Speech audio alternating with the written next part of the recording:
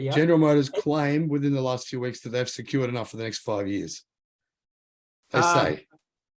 Yeah. Well, it's if they were to making those claims, I'm sure that the whoever that produced that much nickel would make that known, because that would be a very good news for whoever miner to.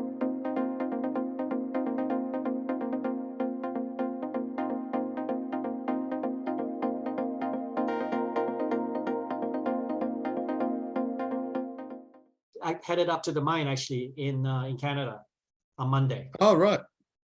So what's happening at the mine? Where are you up to? What's your progress? The project is we're the last final stretch. The project had over $55 million of investment. All the drilling that need to be done have been done, and these cost about $20 million. All the environmental permitting assessments and studies have been done, and those include the birds, the eagles, the bats, and the water monitoring, and which way the wind blows, whether there's been any archaeological sightings or any Aboriginal lived on the project before. So all that has been done. Where all the paperwork has been submitted. Hopefully, optimistically, we can get the green light and upgrade the project to be shovel ready by the end of the year. So once the project is permitted, then investors gonna look at the feasibility study and see the return on the project, and then looking into a sort of going on to this project financing phase. That could take anywhere from 6 months to a year, depending on the economics and the return of the project and the appetite of the investors. And from their point, then we're going to be start the shoveling of the project, the construction phase. So just to give us, for people who are maybe haven't seen our other video, could you just tell people who you are and what you're doing now? Right. Well, Sam, I have been in the nickel space for the last 10 years and have been in the mining industry for over 20 years. I started out as I started out my career in the .com industry and spent 5 years in the Silicon Valley in the late 90s. So I do have that perspective of sort of marrying the modern tech with the old, sort of traditional mining. And my first 10 years was as a mining investor and venture into running a mining company as a hobby, but that turned into a full-time position.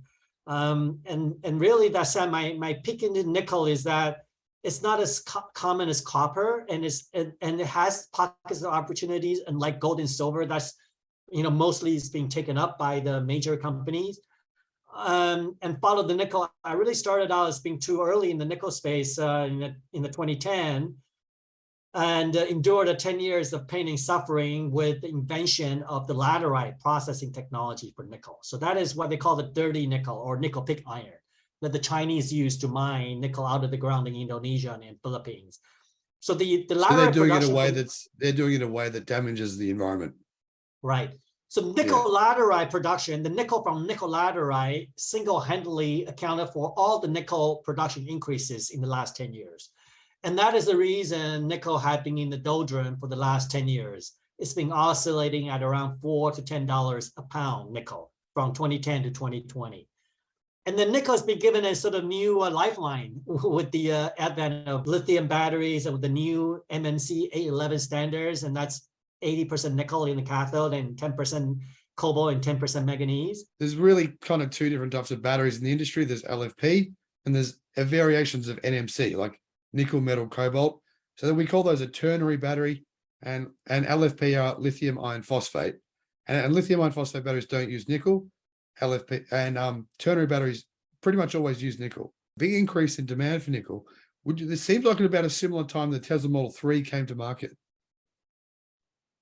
Well, it's interesting observation. A lot of times, Sam, that metals are a form of investment under the commodities realm. So typically you have stocks and bonds, and you have real estate and kind of everything else. So if you look at a percentage of investment in commodities as an overall investable assets, it's probably less than 10%, if not even less than 5%. So what really happened was that the nickel market is in a structural equilibrium before which means that the supply has been fairly steady and the demand and the usage of that is a mature market had a steady growth rate in both the supply and demand. So it's a well-structured market. And what happened then is when you have something like an EV demand, that is price inelastic, right? Because you're looking at 100 pounds of nickel going into an MNC lithium battery for a Tesla Model 3. That's like $1,000. How much is going into it? About 100 pounds, depending on. Oh, that's quite a lot. Yeah. Right, but it's $1,000. So my point is, it's not as price sensitive for the battery procurement of nickel. They're not as price sensitive as say stainless steel or other alloys applications. So what I mean by that is all of a sudden you have new entrants into the industry. So that's kind of somehow put the market off tilt. But in addition to the actual physical demand into nickel, when Elon Musk 2.5 years ago talked to the broadcasted that mine as much as nickel, we're gonna take all the contract that you all the nickel you can produce. I think that really attracted some speculators. So nobody really has a say as to, it's a pretty bit opaque in the amount of nickel above inventory that's held by speculators and the new purchase of nickel by speculators hoarding the inventory versus nickel is actually going into industrial applications. So a lot of times you have the speculator that really play a major role in dictating the short-term commodity prices, as they did in oil. Oil went to negative actually, during COVID times, right? Because speculator bought too much oil and they have no storage to take that oil, so they had to sell. That put the oil into negative territory a year ago. I think very similar in that regard. I mean, obviously nickel doesn't have the problem of storage, but nonetheless, I think some of the volatilities in nickel, especially in March, when we witnessed the 5-fold increase in the nickel price from $10 a pound to $50 a pound, had also a lot to do with speculators. There are some that are long in the market and some of the short in the market. So if the price goes from $10 a pound to $50 a pound, would that affect companies who are saying now, like I think Tesla probably has a lot of their nickel for the next few years already contracted, but will that affect companies, say General Motors, who are saying, "Oh, we need to sign new contracts for nickel"? Would then they be having to pay prices of $50 per pound, or could they negotiate lower than that? Yeah, Sam. The answer is it all depends. You're dealing with a commodity and some very sophisticated buyer and a very sophisticated seller, because you look at the Glencores, there are the trading house involved. There are very knowledgeable people. So for the likes of Tesla or General Motors, they will usually go, it's about duration, quantity, and the price, right? Yeah. So if you buy more, you get it cheap. It's possible, but I think more to the point is depending on the buyer, the preference of the buyer and the seller. The buyer can say, so if you look at quantity, so let's talk about duration. Tesla could say typically, most likely the contract valet and also as in Indonesia, they could say, you know what, I want a 10-year contract, and I want no less than 100 million pounds of nickel per year. Okay, so that would be something that's quite reasonable and very likable to be the case, a duration and the quantity. The tricky part is on the price. The price could be, they could agree on benchmarking on the nickel price trading on the London Metals Exchange. So if that is a scenario, then that nickel. That happens, does it? That happens, does it? Oh, that's usually the case. I would say majority of the nickel contract is based on LME spot market. So if nickel were to be trading at $50 for, I think it was like for 2 days, then Tesla could potentially have paid $50 a pound for that few days. Okay. However, usually, again, depending on the commodity and the contracts in a given month or even in a given quarter, the price may be set on an average weighted volume for the entire month or for entire quarter, but not on a daily basis. So again, those are the nuances that play into how much a buyer would be paying. However, I just want to say, there is a forward-looking price for nickel. So it's potentially also possible that Tesla could have locked in the price that it pays for its nickel purchase for the next 2 to 3 years. And the price that they pay for the nickel to be purchased in the future could be a formula based on the spot or based on the forward contract price, what they call the hedging. So that's again quite a bit of science. It will highly depending on the preference of the buyer and the seller. How much is it going to cost to open your mine? It'll be the updated feasibility study will be out by the end of the year. You're looking at probably between $500 million to $1 billion. And the reason it's slightly less is because our mine is the nickel grades are double of what the other greenfield nickel projects are. So you don't need to mine as much to produce the same amount of nickel. Going back to your question specifically though, is what's likely to be the case is Tesla or say Glencore or whatever an off-taker of the metal, whether it be copper or nickel, it could be lithium, it could be whatever the metal, it could be golden, it could be silver. And if an off-taker really want the product, they could provide the capital upfront. So you can call that a project financing, or you can call it a prepaid offtake. So Sam, just imagine if you go to, it's no different when you go to a restaurant or you go to, you buy a gift card, right? And which you might get a discount for that gift card. You might buy $90, pay $90 for $100 worth of face value for that gift card or phone card.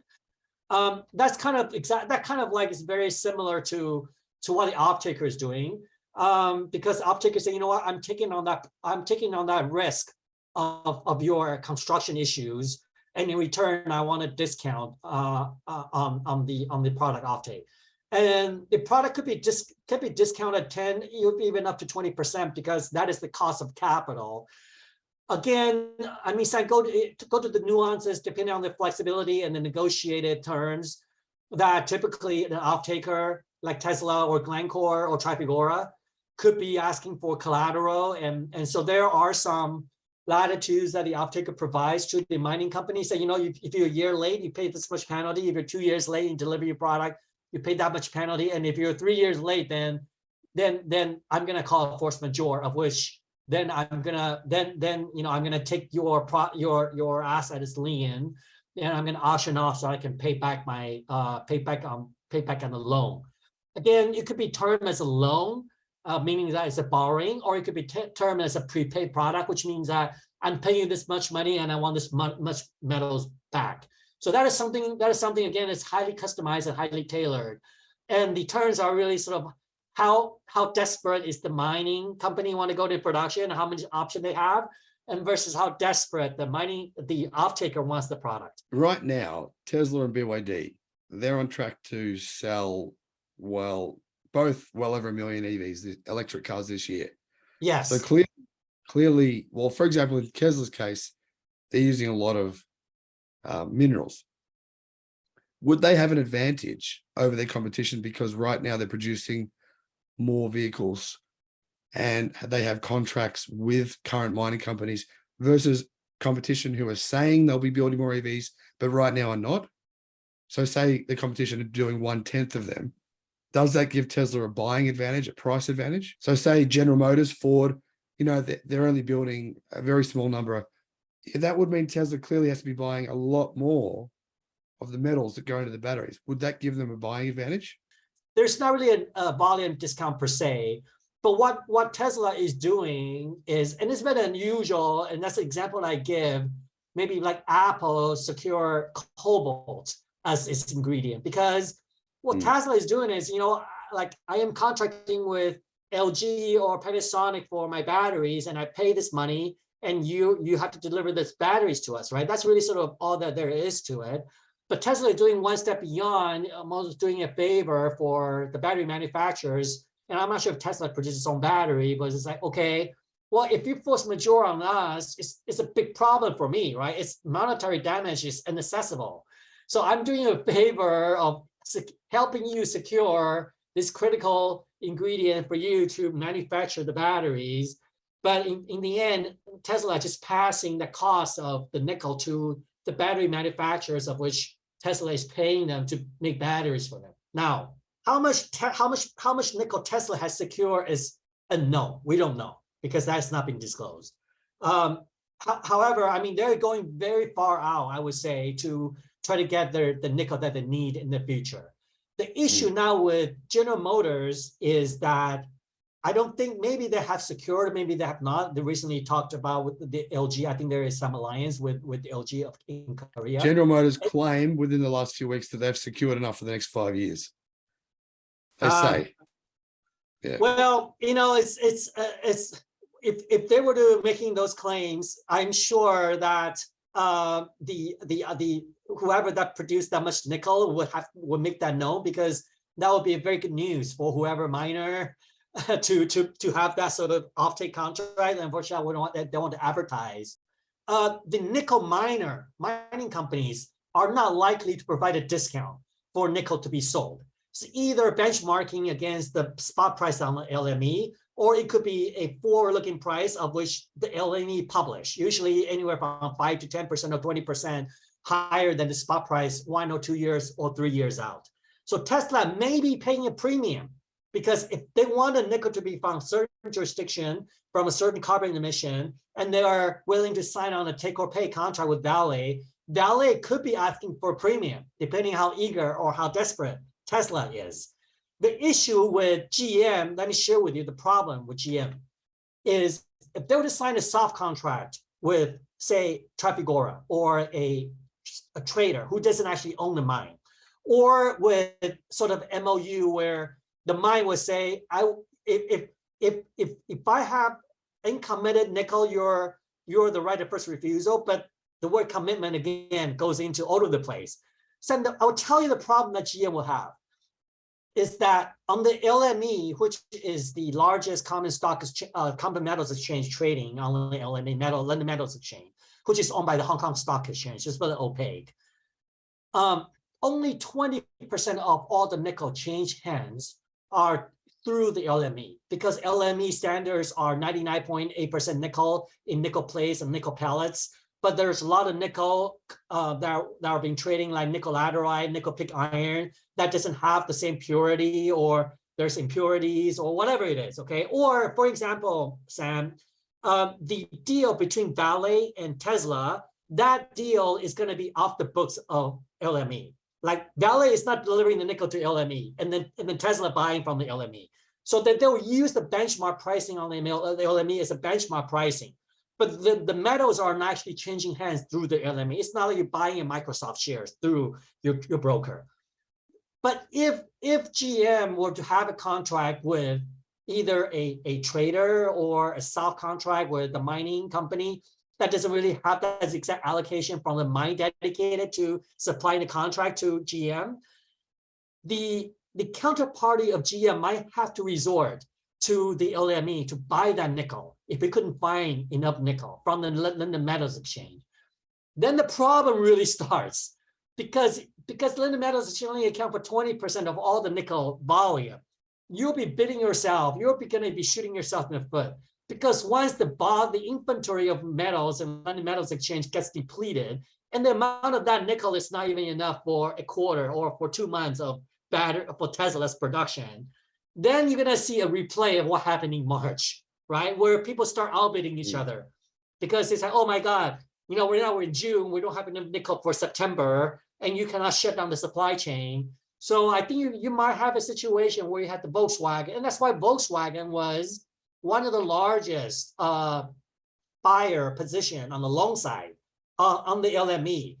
Either they're maybe hedging for their nickel pricing, because like if they're benchmarking on the LME price for their nickel suppliers, then if nickel were to jump, they have to pay a lot more. So maybe they are just hedging their nickel position by buying contracts on the LME as a hedge, or they maybe really wanted to take that nickel out of the LME, which will be really of their last resort, because there's just not enough nickel on the LME to satisfy a single car manufacturer, not to mention multiple of them. I think most likely, if Elon's really gone Elon is really want to secure, he probably already hedged his nickel production. He already saying, you know what, this year is 9, next year is 12, the year after is 13, right? Or maybe some formula between the current nickel price versus what they're trading on the LME. And the problem, the disadvantage of GM is maybe it's at the whim of what the nickel price is trading on the LME. So, I mean, LME could trade continue elevated level at $20, $30 per pound of nickel, and GM has no choice but to have to pay up because GM is unlikely to have to enter into the hedging contract with the nickel producers or nickel suppliers or nickel traders. Sam. The other disadvantage of I see companies like GM have is that they don't plan on using any LFP, so they can't pivot from one to the other if there's not enough of one, if there's not enough phosphate or whatever. So by being stuck with one type of battery, it puts them in a position where they're completely reliant on that supply chain. And that's what I've been saying for a long time. I don't understand why they don't, like Tesla has 5 different battery suppliers. In fact, and they make their own batteries. So that's 6. Whereas GM has LG Chem. LG Energy, that's it. I just think that's insane, personally. I can't understand that. Well, I mean, they've really caught up recently, right? Just in the last couple of 18 months. Remember their Volts had a lot of problems. Their Hummer is selling really, really well. And the thing with that is that the main battery with all the problems across all the brands is the LG Chem. LG. Their market share has gone down massively in the last year as a result. You know, you hear all the recalls. It's the Bolt. It's vehicles with that battery chemistry. Not all of them, but 90%. Nickel production has decreased this year. Right. How come? Why is that? Well, nickel has been. I mean, if you look at gold, right? Gold has come from $300. I mean, gold is double price because the nickel price in the last 10 years has stayed steady between $5 and $10 a pound, whereas inflation compounded has almost doubled for price index. So there's just not enough of investment into nickel. Secondly, Sam, all the nickel production increases in the last 10 years is almost all coming from nickel laterite. So that is a nickel. The better example, I would say, nickel sulfide is like the peanuts you have on your ice cream. It's easily separated from the metals. And that's why nickel sulfide is almost being exclusively used for nickel production up till 10 years ago. And nickel laterite is kind of like a Snickers bar, the peanuts in your Snickers bar. So it's very glued together with everything else and a lot difficult to extract. And what the Chinese did is literally chuck this Snickers bar out of a very low nickel content, and they would just put that into the furnace. And they would keep burning that nickel until it gets to around 7 or 8% nickel, which is the nickel grades used in stainless steel. And then, so they never try to get the peanuts out of 99% peanuts out of that Snickers bar, so long as you can get it to 10%. Then so the nickel grade in the steel is lower, a lot lower than the nickel grade that you need in a battery cathode. Right, but then they try to massage this technology, and so what they then use, Sam, is they will use pressure up to 50 bar, which is 50 times the immersive pressure. And they will cook it up to 300 degrees. Again, they were trying to just get the peanuts out of the Snickers bar by burning it by huge pressure, just all, everything by the book, the acid, by really use sulfuric acid of really very acidic, corrosive acid, try to dissolve everything else to leave the nickel in, to dissolve the nickel, and the tailings of which they dump into the ocean, create a lot of problems in Indonesia. So they still can manage to eventually get that nickel to a very, very high purity, but at a high cost, which kind of defeats the purpose. The whole reason you do this laterite is to get very, very sort of low grade nickel, just to feeding into a subpar stainless steel, for the mass consumption. But then that's why, to get that laterite nickel to a very, very high purity class 1, that's costs a lot. It's not, it cannot be done. But it comes at a very high cost and also on environmental cost. So I'm going back to the question, so why is there not even nickel? Is because in the laterite, a lot of guys trying to get the very high grade nickel out of laterite, and it's been billions of dollars in Madagascar, in Goro, in Caledonia, and also in Philippines. And they're running a lot of problem in tailing spills and getting the purity they needed for the battery. And then what happened is Sam, you're seeing the departure of the Japanese away from these high-cost laterite experiments because they couldn't get the purity, and the carbon emission is 100 times, up to 100 times of that nickel sulfide. So I think conclusion is the nickel sulfide, there has been any mines being permitted over a few, probably 5 or 3. And nickel laterite, everybody's shying away from that because the carbon emission. So even if nickel price were to double, to get a nickel mine from, especially sulfide, from a greenfield to discovery to feasibility study to permitting, it's going to take you about 10 years. So you are now in your place, regardless of the nickel price as a stimulant. And maybe, you know, there's some sort of brownfield mines, they try to restart the operation, but these are very smaller underground mining projects in Western Australia. They're not going to move the needle. I don't think you're going to see any significant increase in nickel production, either from laterite or from nickel sulfide in the next 5 to 10 years.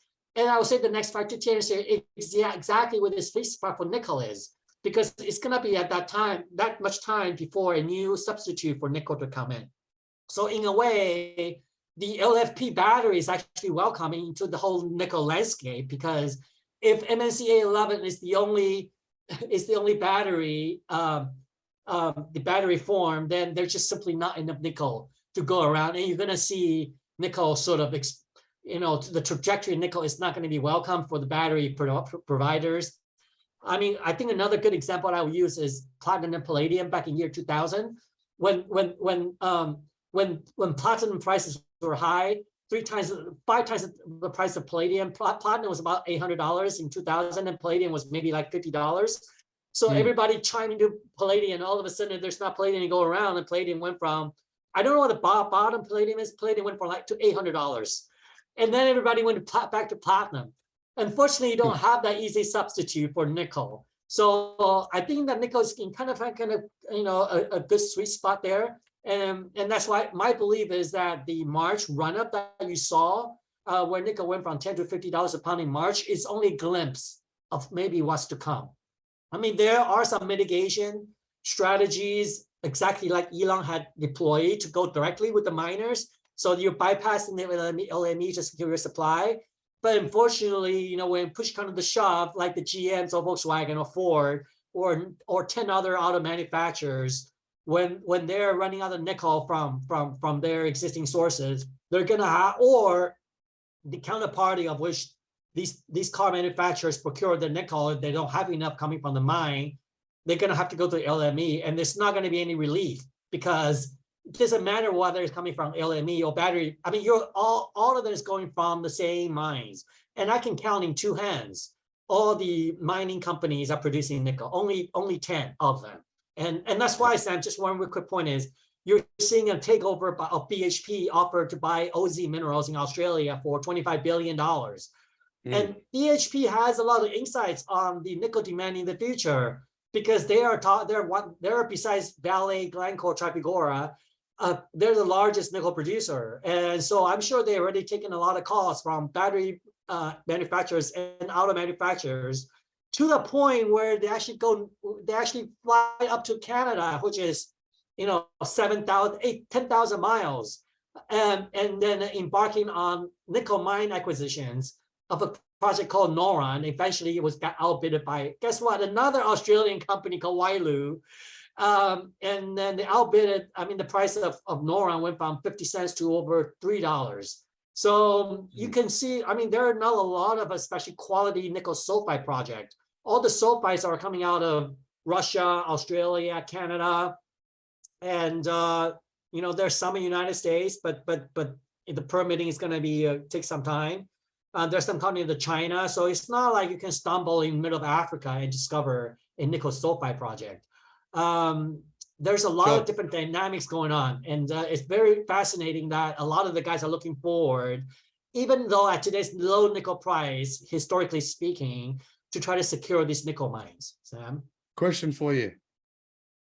Elon Musk apparently has been in Canada lobbying the Canadian government, and apparently they're trying hard as well, to get him to build a gigafactory in Ontario, in Canada. I heard that. Would it make sense? They will be using 4680 battery cells at that gigafactory, assuming that goes ahead. Seems like there's a good chance it will.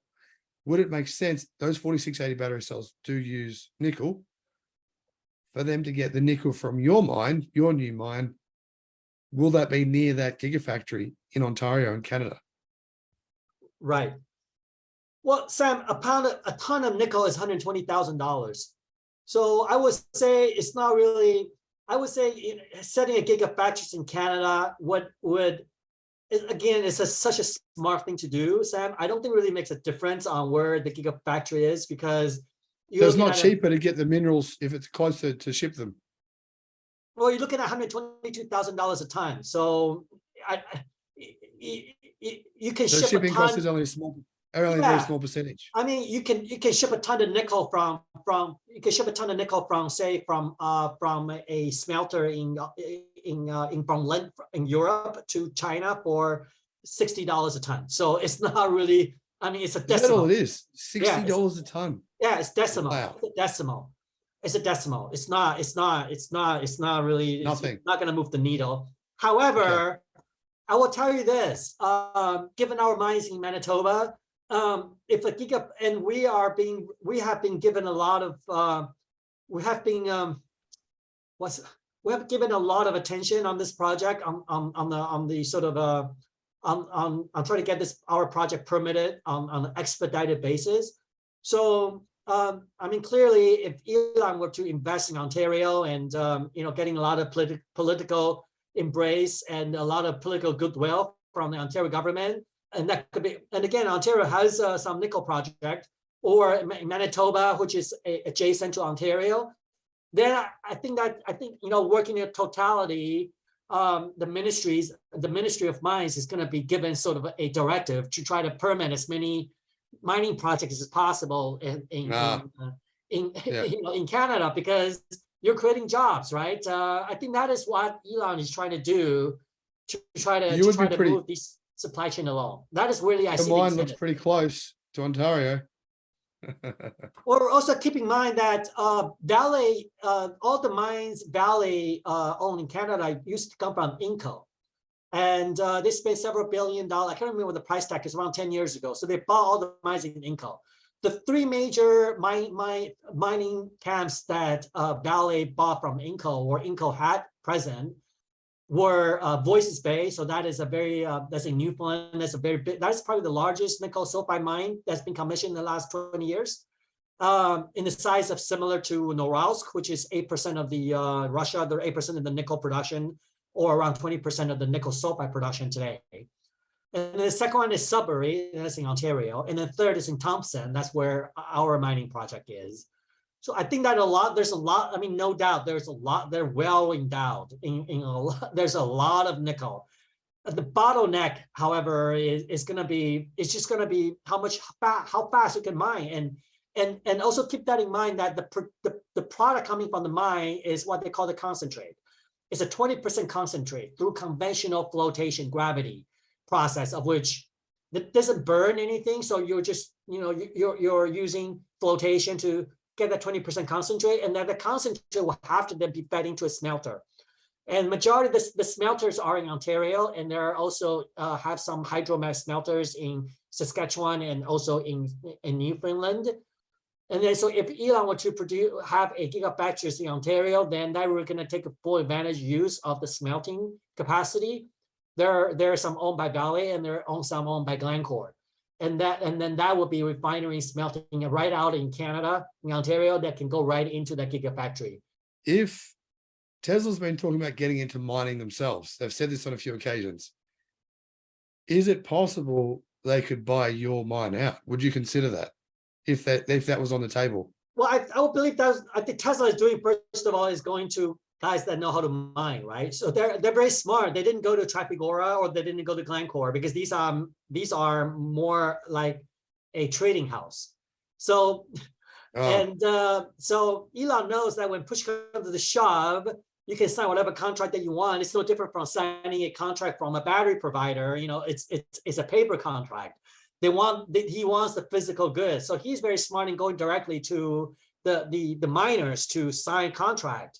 So he's been doing that. And if it's not being enough, he has to go to in Indonesia, going directly with the government, because again, he knows that, eventually you got to talk to the guy actually can come up with the nickel.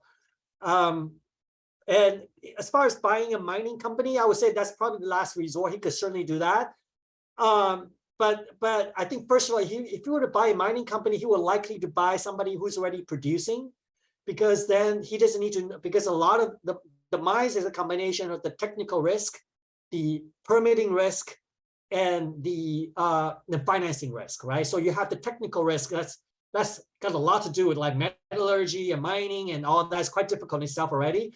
And there's the permitting risk, like the First Nations and the issues with local community. And then there's also the financing risk, meaning that hedging, like we talked about, optimizing a mine. These are highly complex, sophisticated operations. So, Elon will have to recruit a brand new team to manage that. So I would think the first choice was to buy mines directly from the mining companies. And if mining companies would not want to commit to giving Elon a hard quota of supply, then maybe that Elon will buy a stake like he did with Twitter to try to influence, to get that quota, right? At least acceptable terms and not losing an arm and a leg. And then I think then all else fails, then he will then branching into emerging producers or greenfield companies that are yet to go to production, or maybe sort of in the construction phase, but not yet, in the stage ready to be producing nickel. Because remember, as I mentioned, nickel is not coming out of the ground into becoming nickel metal from a miner like us. So you have to go through a lot of their logistics and refining, smelting, refining, and of that, there's all different gatekeepers on that regard as well. So it's a very convoluted process. I mean, I'm not sure. I think Elon will only go into that as the last resort. One more. If in 2030, 25 million cars are produced with ternary batteries, so with nickel batteries using nickel, would there be enough nickel to produce 25 million EVs in 2030? So 8 years 25 million EV with LFP, or with are you talking about MNC or no, NMC? 25 million. I think that it'll be about 50 million EVs, half and half. So 25 million with NMC. Would there be enough nickel for that? So you got 25 million with MNC at 100 pounds. You're looking at 2.5 billion pounds of nickel. So the mining industry need to churn up 50% more nickel than we have today.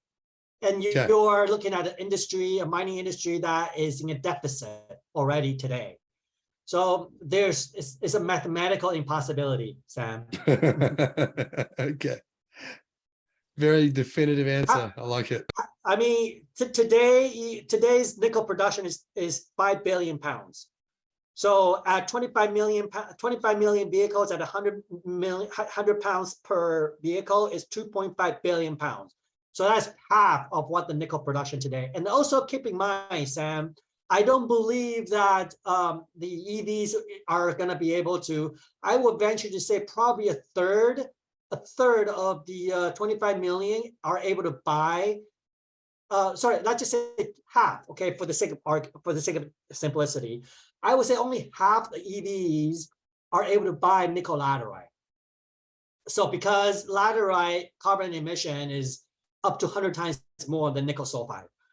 Maybe the Chinese and the Indians and they were able to take that laterite production, but I would say Europe and Canada and they're not going to buy nickel from laterite. So that was add additional layer of complexity into the equation. You know what though, Sam, I would say that if there's a problem, you're not going to have to wait till 2030. I think you're going to see that probably 2025. That problem is going to bubble to surface because as we have engaged in a number of discussion with battery manufacturers and auto manufacturers that are some of the top 5 in the world in batteries and in auto. So you've been talking to battery manufacturers? They're coming to us today, unsolicited. And they are, and the conversation goes like this. I said, well, thank you for getting to us. I don't know how much homework we've done, but I just want to be upfront that the earliest I can give you nickel is 2026. And they were relieved to hear that. They said that everybody else we talked to outside of the Vales of the world and the BHP of the world is 2029, 2032. So that tells me that the discussion between, say, the GMs and the Volkswagens and the Fords, they're not going very well with BHP. If they were, they would not be going into high risk, 5-year outdated nickel produce. Like they wouldn't even bother, right, the time of the day, because for a mine such as ours, we would be doing 20 million pounds a year, which is 200,000 vehicles a year. That's all. Yeah. And that would not be even meeting the quota, like 20% of the quota in a quarter for Tesla or the future. So for these guys to be going downstream, for somebody who is 5 to 10 years out production, and for an amount that would not satisfy a quarter of their for the required input for nickel, tells me that the discussion was really at a standstill point with all the existing nickel producers already. I'm almost certain that Tesla, Elon is paying a premium for their nickel production out for that role, for that fixed, for that. And then I would think the price is only going to go up. So there's only one possibility for the electric vehicle market, which is to pivot. They have no choice. They have to pivot to using manganese in the cathode. There's or LFP as it is just, if there's not enough nickel, there's not enough nickel. I don't see any other solution. Well, there is a classic supply and demand, so they could displace. They could like, suppose, hypothetically speaking, it's not even hypothetical, it's already happened one time in March, 5 months ago. Let's just suppose right now nickel is at $10 a pound. Let's just say nickel stabilizes. I will see it probably going locking step like a ladder. And I would just say maybe there's some nickel being hoarded, and then maybe they'll come on the market. Who knows above stockpile inventory of nickel is right now. I don't think it's a whole lot, maybe for a quarter or for 6 months of nickel production. But let's just say if nickel went from $10 to $20 a pound or $30 a pound. You know what? You're looking at 100 pounds MSC A11 goes into Tesla Model 3, and maybe 200 to a Y, depending on the kilowatt hour. We're looking at 80 or 1,000 kilowatt hour storage capacity. But 100 pounds of $10 to $20 nickel is a difference of $1,000. So that's an example, Sam. That's like a carbon fiber door trim of a Porsche, right? So I don't think that's gonna make or break a nickel substitute technology. No, maybe not, but it's a big difference, because we're talking like the average person isn't paying for a Porsche. The average person is paying, $40,000 for a car. That's a big difference just for one very small part of that car.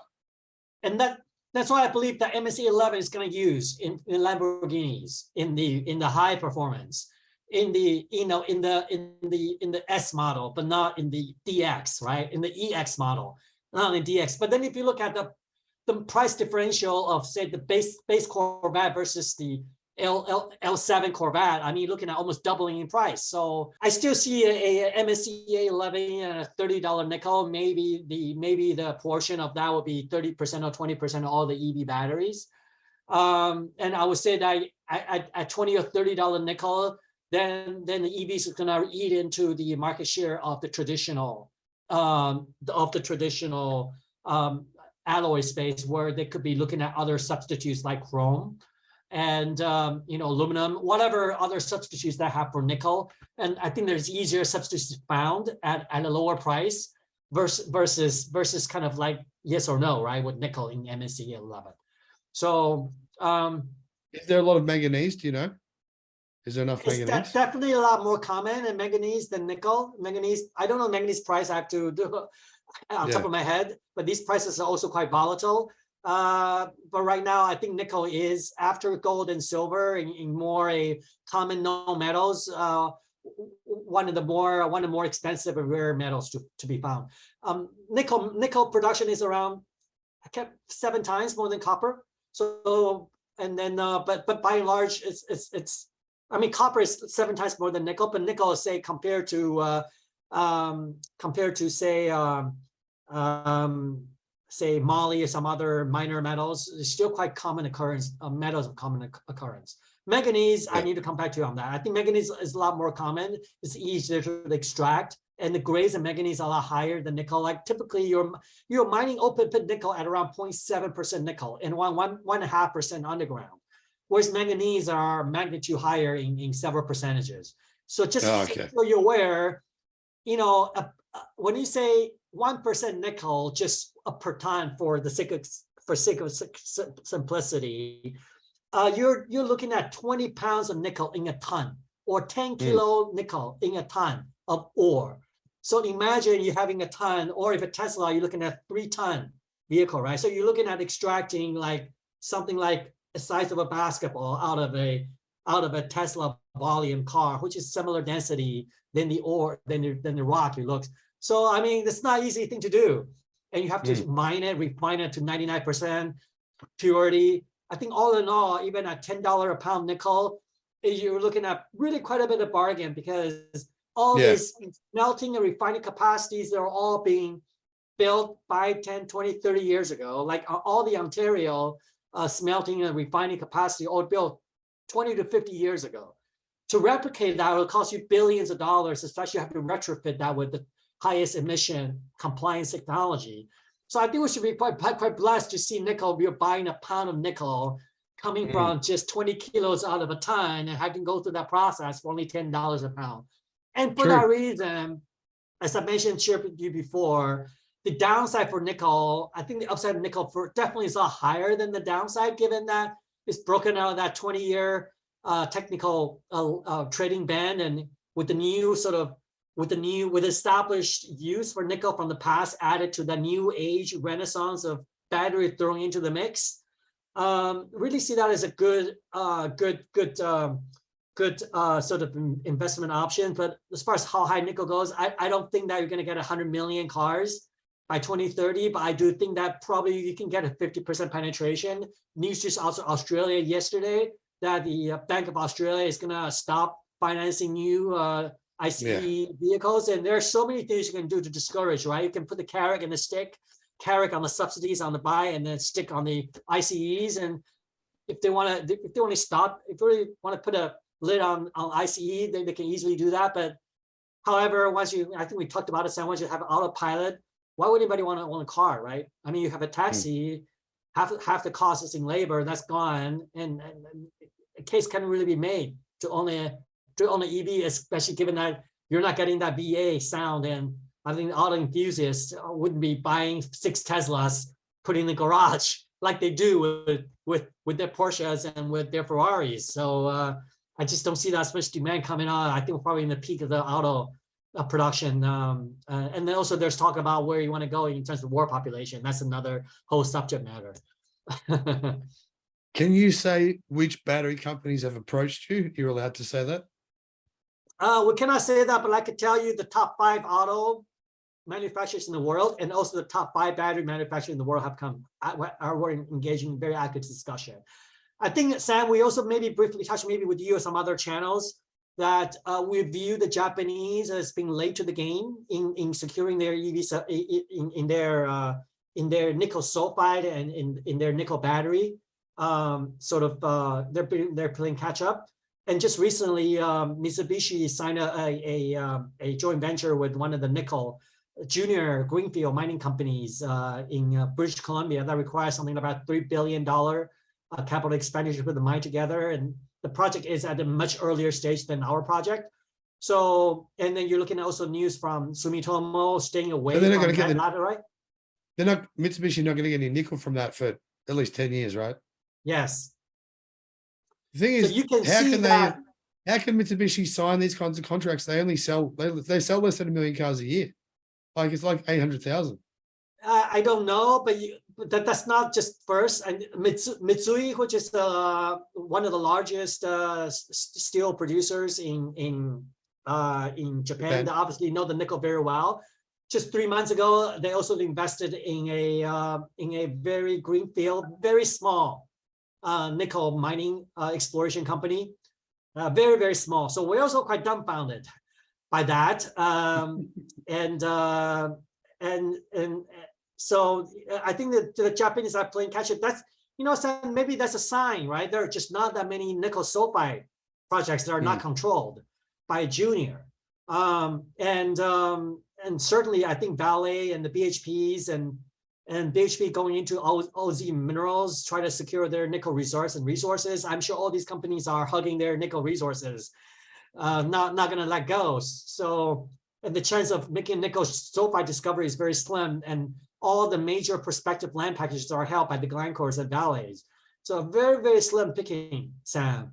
And if you look at all the nickel sulfide mining companies, exploration company listed on the ASX, on the TSX, you're probably looking at less than 30. There's very, very slim picking. So I really don't know how it's going to play out, but certainly these major conglomerate in stainless steel producers and in battery manufacturers are moving down the chain, very down deep. That speaks to the current conversation. I think they're at the standstill. And the secondly they're really needing nickel, looking at least 5 to 10 years out. If car manufacturers are going to be buying more nickel, could that mean that steel manufacturers could have problems when they're not getting enough nickel? Right. Well, first of all, auto manufacturers that buy nickel just means that they don't trust. They have an trust issue with their current traders or from the battery manufacturers, right? They're just not, they don't believe, right? They just want to make sure they can secure that. I think these battery guys is going to take the market of the nickel market by storm. And what I mean by that is currently the stainless steel manufacturers, the spoon guys and the piping guys, maybe like right now, if they need nickel, they just call Trafigura, they will call Glencore. They don't really have a fixed contract. It's just at the market contract, right? Typically, Sam, they just say, I want 10,000 tons of nickel. I want to deliver to my port in Australia or my facilities in Detroit, whatever it is. But however, so under these kind of contracts, Sam, the traders don't have an obligation to deliver because it's on the spot basis.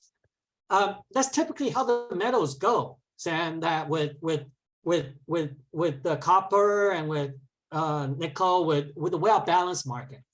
So if you have this EV disruptor that come onto the scene, maybe these guys will call Glencore one day and Glencore say, I'm sorry, I don't have nickel for you. And then they call Trafigura. Trafigura said they don't have. And then these spoon guys, right, this piping guys, they also sometimes have this mission critical. They have a building they need to put together, like Trump Tower, for example, or in Abu Dhabi. They're gonna run into the problem. And I don't know, Sam, that obviously they don't have this foresight as Elon Musk or you and I.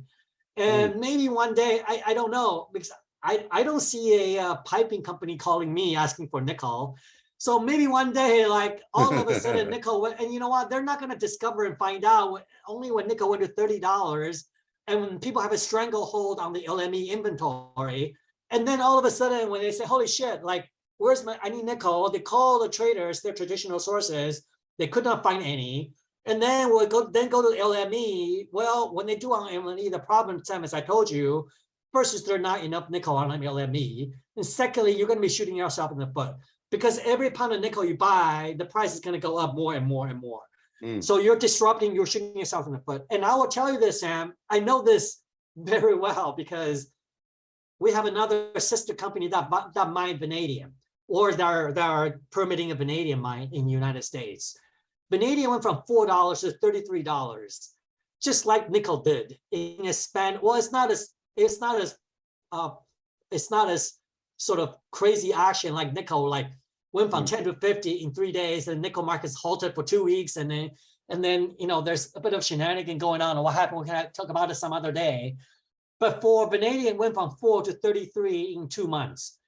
So all of a sudden, when guys from Dubai, even from Russia, which is the third largest vanadium producer, they came to us.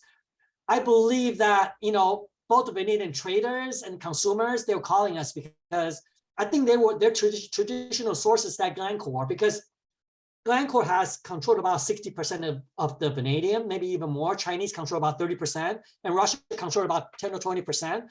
I think they were calling their traditional sources, and the traditional sources said, I'm sorry, you're not my VIP. I don't have vanadium for you.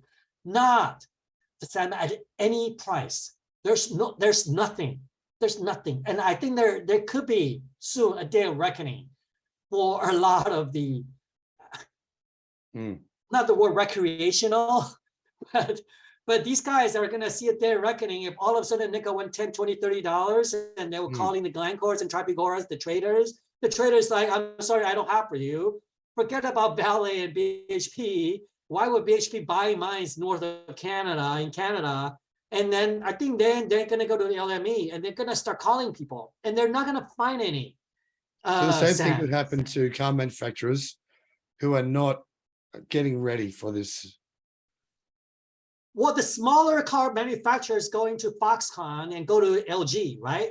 So then the LG, or like typically the LG might have some spare, and then the LG is going to tell them, like, I'm sorry, I'm done for the next 5 years. I can put you on the waiting list. Or if somebody got bumped out, like you try to buy a reservation seasonal ticket for your favorite basketball team, right? Like, I'm out 3 years. You can put a reservation like on 2028, and I can put you on the waiting list. But there's nothing. They will call LG. Most likely, they're going to call LG and Foxconn and Panasonic, and they're going to say, I got nothing for you. And then they're going to then call some Chinese manufacturers, of which they don't know, the quality, say, hey, I need this battery. Can you make for me? And then these Chinese guys are going to, calling around and sourcing some scrap metals. And they're going to charge these car guys an arm and a leg. I think that's going to happen. And then these guys are not going to call us. Then the Chinese battery manufacturers are going to start, the Chinese, right? They're going to start calling mines and say, hey, do you have nickel? And they're not going to call the mining companies. They're going to call the smelters and refineries, of which there are some in China. And then they're going to do digging on some laterite in Indonesia and the Philippines, of which Indonesia is talking about creating a nickel refinery, and they don't like this idea of just exporting their raw materials without being value added. There's not an easily fixed solution. The question here is where is that equilibrium? I do think that equilibrium price will be reached with a substitute nickel in some other industries, and the high enough a nickel price to deter some of the car purchasers and et cetera. I don't know that equilibrium prices. My guess is it could be 20s and 30s, maybe 40s, which is 3 times from now. Still, under that circumstance, you're still going to find a market for MNC A11 because some of these cars are selling at $100,000, $200,000, $300,000. Like this Hummer, right? They're selling at $200,000 on eBay right now, even though the MSRP is at 100. So crazy. Thanks for talking to me, mate. Yeah, Sam. I think for your audience, we'd like to know a little more about nickel and just the metals market. Feel free to look me up. I'm very active on Twitter. You can just search John Lee Battery Metals. You'll find me there. I got about 2,000 followers. Or if you want to learn more about how a mine works and the economics of a mine, you can visit flynickel.com, FLYnickel.com. We have a 300-page feasibility study on our homepage and a technical study on our homepage, of which you can read about it. We'll put a link in the description in the video. Yeah, thank you for your time, Sam. See you next time.